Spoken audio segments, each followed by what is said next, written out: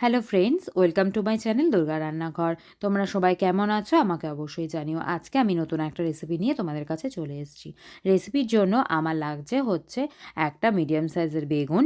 বেগুনটাকে আমি লম্বা লম্বা ফালি করে সবার ফার্স্টে কেটে নিচ্ছি এবং দেখতে পাচ্ছ বেগুনটার মধ্যে কিন্তু কোনো কানা নেই এবং খুব পরিষ্কার। তো বেগুনটাকে লম্বা লম্বা করে কেটে নিয়ে আমি একটু বড় বড় সাইজের ডুমো ডুমো টুকরো করে আমি বেগুনটাকে কেটে নিলাম।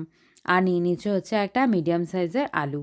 তো আলুটাকে সবার ফার্স্টে আমি খোসাটা ছাড়িয়ে নিচ্ছি। খোসাটা ছাড়িয়ে নিয়ে এটাকেও আমি মাঝখান দিয়ে ভাগ করে আমি বেশ বড় বড় সাইজ করেই ডুমো ডুমো করে আমি কিন্তু আলুটাকে টুকরো করে নিচ্ছি। আলু আর বেগুনের সাইজটা কিন্তু তোমরা তোমাদের মতো সাইজ করে কেটে নিও। এইবারে আলু আর বেগুনটাকে খুব ভালো করে জলে ভিজিয়ে বেশ কিছুক্ষণের জন্য রেখে দেবো। তারপরে এটাকে ভালো করে ধুয়ে পরিষ্কার করে নেব। লাগছে আমার মিডিয়াম সাইজের একটা টমেটো, হাফ ইঞ্চি টুকরো করা আদা আর হচ্ছে দুটো কাঁচা লঙ্কা। কাঁচা লঙ্কা আর আদাটাকে আমি খুব ভালো করে ক্রাশড করে নিলাম একটা মিনি মিক্সারে। এবারে ক্রাশড করে নিয়ে আমি এটাকে অন্য একটা পাত্রের মধ্যে ঢেলে নিলাম।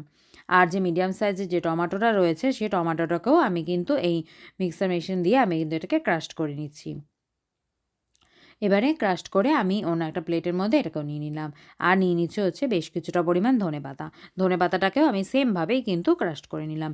এইবারে একটা কড়া গ্যাসের মধ্যে বসিয়ে দিলাম, বেশ কিছুটা পরিমাণ তেল দিয়ে দিলাম। তেলটা গরম হতে দিয়ে দিলাম হচ্ছে বেগুনগুলো।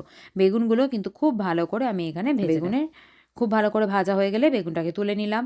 বেগুনটা ভাজা হয়ে গেলে সেমভাবেই আমি আলুগুলোকে দিয়েও আমি কিন্তু আলুটাকেও খুব ভালো করে নাড়াচাড়া করে লাল লাল করে আমি ভেজে নিলাম। আলু ভাজা হয়ে গেলে আলুটাকে অন্য একটা প্লেটে তুলে নিলাম। এইবারে কড়াতে যে বেশ কিছুটা পরিমাণ তেল রয়েছে তার মধ্যে আরও কিছুটা পরিমাণ তেল দিয়ে আমি এর মধ্যে দিয়ে দিলাম হচ্ছে 1 চামচ মতো পাঁচফোড়ন। পাঁচফোড়নটা দিয়ে ক্রাশ করে রাখা আদা আর লঙ্কাটা দিয়ে একটু ভাজা ভাজা করে নিয়েই আমি এর মধ্যে অ্যাড করে দেবো হচ্ছে টমেটোটা। টমেটোটাকেও খুব ভালো করে নাড়াচাড়া করে ভাজতে থাকবো। আর উপর থেকে দিয়ে দেবো হচ্ছে 1 চামচ মতো নুন আর 1 চামচ মতো হলুদ গুঁড়ো।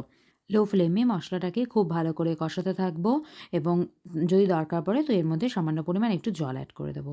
মশলাটা থেকে যখন খুব ভালো করে তেল ছাড়তে শুরু করবে তখন ভেজে রাখা আলু আর বেগুনটা আমি এর মধ্যে অ্যাড করে দিয়ে আলু আর বেগুনটাকেও কিন্তু মশলার সাথে খুব ভালো করে নাড়াচাড়া করে হচ্ছে মিশিয়ে নেব।